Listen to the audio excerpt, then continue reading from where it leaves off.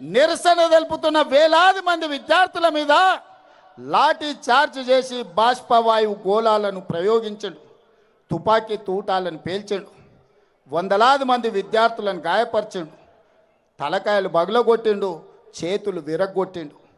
నేను ఇవాళ తెలంగాణ సమాజాన్ని, యువకులను నేను అడుగుతున్నా, విద్యార్థుల జీవితాలతో చెలగాట మాడిన ఈ సంస్థల్ని వైఫల్యం చెందిన కేంద్ర మంత్రిని వదిలేద్దామా?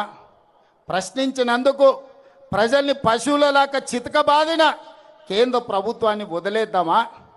అందుకే అందుకే అందుకే మన నాయకుడు రాహుల్ గాంధీ గారు ఇలా వదిలేస్తే కుదరదు. ఈ దేశంలో అక్రమార్కులు పెరిగిపోతున్నారు. కేంద్ర ప్రభుత్వం అండతోటి లక్షలాది మంది విద్యార్థుల జీవితాలతో చెలగాటమాడుతున్నారు. నీ సంగ తేలుస్తాని మల్లికార్జున్ ఖర్గే ఇంటి నుంచి నరేంద్ర మోడీ ఇంటి ముట్టడికి బయలుదేరిండ్రు కాంగ్రెస్ పార్లమెంట్ సభ్యులు. దానికి నాయకత్వం రాహుల్ గాంధీ గారు, ప్రియాంక గాంధీ గారు వహించారు. దౌర్జన్యం చేయలే, రాళ్ళు విసరలే, నరేంద్ర మోడీ ఇంటి మీద ఎలాంటి దాడులకు పాల్పడలే.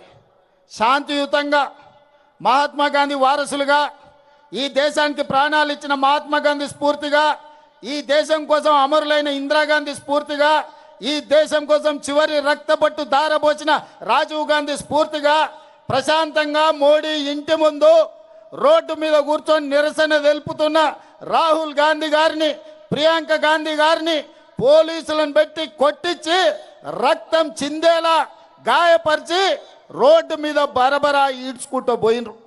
మరి యువకులారా, మన అందరం చూసుకుంటూ కూర్చుందామా? నరేంద్ర మోడీని శిక్షిద్దామా? ఒక్కసారి ఆలోచన చేయండి. అందుకే ఇవాళ కొడంగల్ అభివృద్ధి కార్యక్రమాలు, కొడంగల్ కార్యకర్తలతో ఆత్మీయ సమ్మేళనం కోసం నేను వస్తే అర్ధరాత్రి నాకు ఈ సమాచారం అందింది. అర్ధరాత్రి అప్పటికప్పుడు ఈ విధంగా వదిలేస్తే బీజేపీ పెట్టరేగిపోతుంది, పాశవిక దాడులకు పాల్పడుతుంది.